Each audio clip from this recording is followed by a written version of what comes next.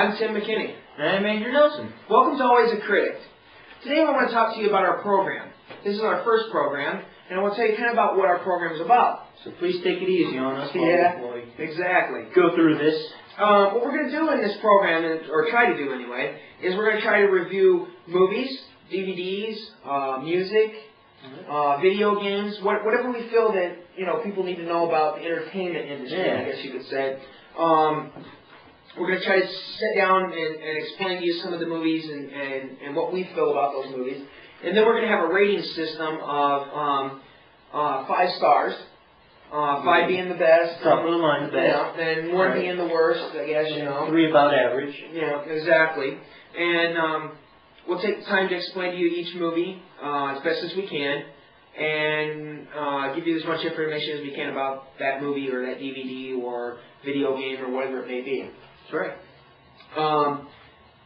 We'll also at times read letters on the air. If someone sends us a letter to what they feel about the show or maybe a show idea, and we might put your name on our show or read your letter. What we ask that you do, if you send a letter and you want it read on the air, please put on there, read on air, or if you don't want it on there, please put do not read on air. That's right. That way we're not make it easy on us. Yeah, exactly. That way we're not putting something out there that someone doesn't want somebody else know. Have to retract it later. Yeah, exactly.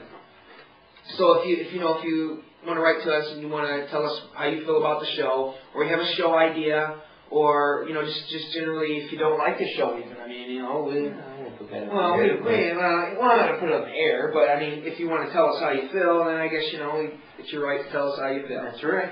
Anyhow, we're gonna be reviewing these things and try to give you as much information as we can. I guess today we're gonna look at a couple things. As you can see here, my colleague Andrew Nelson here has his Quagmire shirt on. Right. So we're gonna be talking about Family Guy. All right. DVDs, yeah. But first of all, let's get to the DVD. Lucky Number Slevin. Okay. Now, Lucky Number Slevin, of course, stars Josh Hartnett, Morgan Freeman, Sir Ben Kingsley, and Lucy Liu. It looks like a pretty good. It was a pretty good movie to me. Yeah, it was. I like the twists and turns in it. I thought that was really. I enjoyed the ending, how it went back and tied everything together. Yeah. That's what I gotta agree with you. That's about the best I like in the show. The movie.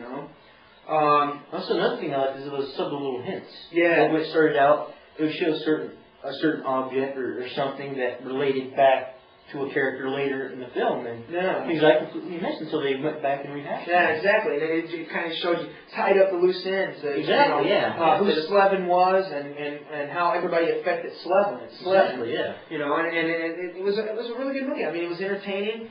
It had substance. It had what was needed in a movie. It was original. Yeah, exactly. And it had that like we're saying, the twists and the turns, and you didn't know what was going to happen next. It was a good movie. It was a really good movie. Kansas City Shuffle. These Bruce Willis. Yeah, Kansas City Shuffle. Yeah. And for a while there though, I didn't understand who was who there for a little bit. Yeah. Like the guy sitting in the airport or whatever there. Yeah. But like you said, it came back. The ending tied it all up. Yeah, finished it back around and showed how that all went together. And that's how a thriller should end. Exactly. And I really liked it. Like I said, we're gonna be rating these 5 the best, 1 the worst, and then 3, like you say, is about average. And I would have to give Lucky Number Slevin. I would say 4.5 stars. I'll give it just a 4. Just a 4? Just a 4 for me. Okay. The reason why I like to explain to everyone why I say 4.5 is because it's odd to see a movie like this, come out these days.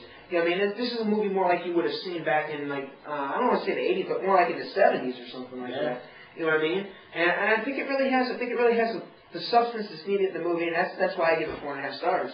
I only give it 4. I would have given it a half as well, but I had to take a half point off because it had the usual happy Hollywood ending where the guy gets the girl. And Now, if they left that out, it would have got a 4.5, maybe even a 5. Yeah, I agree with you on that. That was a little, I don't know, It's overused. Yeah. Just admit it. Yeah, and they did it a lot up until Saving Private Ryan. As a matter of fact, I think Saving Private Ryan was like one of the first films. Well, they did it before, but I'm talking about main films that That was a where the main character died. Yeah, the main character. There's one done long before. Oh, I know that. I know that. You know, like John Wayne movies. Sands of Iwo Jima. Yeah, stuff like that. But what I mean is that in the modern, the modern movies made in like the last 10, 15 years or whatever. You know what I mean? That's one that I guess stands out in my mind. I'm sure there's other ones out there. And actually, if you look back, there's quite a few actually. Oh, is there? That's one that stands out in my mind. And if there's anyone out there that knows more about that than I do, I'd love to hear it. You know what I mean? I think like two others right off the top of my head. There's a two of what would go through you? Windtalkers. Yeah, I could agree with that. And Sin City. Sin City, yeah, I agree with you on that. I do remember that now. I guess it's just the Private Ryan is one that kind of stayed in my mind a lot. It was the first real big movie to have that kind of attention to detail. Yeah. So it's going to stand out in a lot of people's minds. Yeah, it just seemed like it stand out in my mind more. Especially if a nice guy like Tom Hanks get killed. Yeah. That's going to stick in a lot of people's minds. Yeah. There were movies long before it happened. Yeah. Well, I thank you for correcting that, because I mean, anytime. Yeah, it's just the fact that that one stuck out in my mind. I'm also sure if you look back, there's also probably movies before John Wayne where the main character gets killed. Oh, I'm sure. Shane. Yeah. I'm not sure. But I bet you our viewers probably could send us a full list of them. You know what I mean? Feel free to. Yeah, exactly. We would like to know. Actually, we'll correct that on the show if you That's right. want to send it in there. But but Lucky Number 11, back to that. Okay. It's a really good movie, and I recommend it for anyone that wants to sit down and have a good movie. Of course, it has some adult subject matter, is Well, dealing with mob and hitman. Yeah, exactly. Huh? So you just want to make sure that the kids, you know what I mean, don't maybe when the kids go to bed or something, or gone sleep over or something. Summer camp. Now we're going to get into your neck of the woods here, man. Expertise. Yes, all sir. Right. And that's Family Guy. Oh, yeah. Family Guy. Is it Season 4, Volume 3. Yeah. Because they packaged 2 seasons together to kind of threw everything off. Yeah. Came out on DVD recently. And it's back to the Griffins and her friends and up to their usual antics and crazy parodies and talking about pop culture. And it's actually like the 3rd time they were canceled and brought back. They say it's actually one of the only Fox shows that was canceled and actually brought back. Wow. Yeah, I remember them canceling it a lot, and then and I remember American Dad at that time too, a while back or whatever. They canceled that, and I guess that's back on the air now. Yes, it is. Yeah. Family Guy.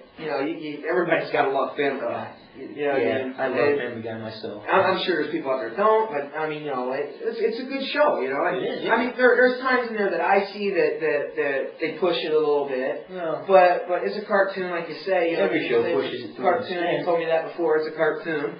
But they do a few things that I would not do myself, or would say. That's why it's a cartoon. I mean, yeah. You can't expect to go into what SpongeBob SquarePants does. Yeah, that's true.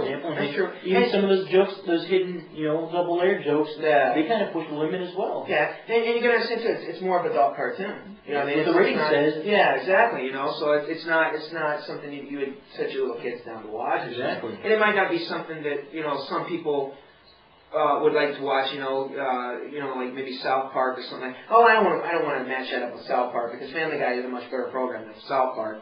But it kind of has those overtones to it too. Sometimes it does, yeah. Yeah, it does. But as far as the show goes itself, I mean, it's a really good show. I like Family Guy.